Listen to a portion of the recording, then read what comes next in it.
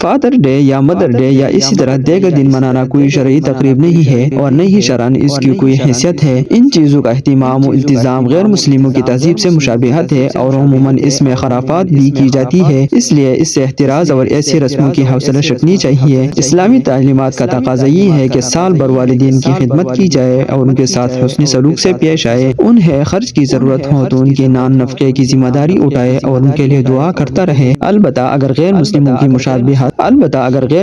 کے مشابہات اور دیگر غیر شرعی امور سے اجتناب کرتے ہوئے والدین کی موجودگی پر اللہ تعالیٰ کے شکر اور باہم محبت کے اضافے کے لیے تحفہ کا تبادلہ کیا جائے یا کچھ اچھا کھا لیا جائے کہ آپس میں رنجشیں ختم ہو کر محبت بڑھ جائے اور اس موقع پر اللہ تعالیٰ کا شکر ادا کیا جائے تو یہ جائز ہے، لیکن ایسے جذبات شاذ و نادر ہی کسی کے ہوتے ہیں۔ عموماً رسم کی پیروی میں ہی ان دنوں کو منانے کا اہتمام ہوتا ہے، لہٰذا نعمت خداوندی کے شکر اور باہم محبت کے اضافے کے لیے تحائف کا تبادلہ سال بھر کے قید کے بغیر کر لینا چاہیے، جو ثواب کا باعث بھی ہے۔ اسی طرح میاں بیوی کا بھی آپس میں ویلنٹائن ڈے کے نام پر ایک دوسرے کو گلاب دینا یا تحفہ تحائف کا تبادلہ کرنا غیر قوموں کی مشابہت کی وجہ سے جائز نہیں ہے، جس پر حدیث شریف میں وعید آئی ہے کہ جو جس قوم کی مشابہت اختیار کرے گا قیامت کے دن اس کا حشر اسی کے ساتھ کیا جائے گا۔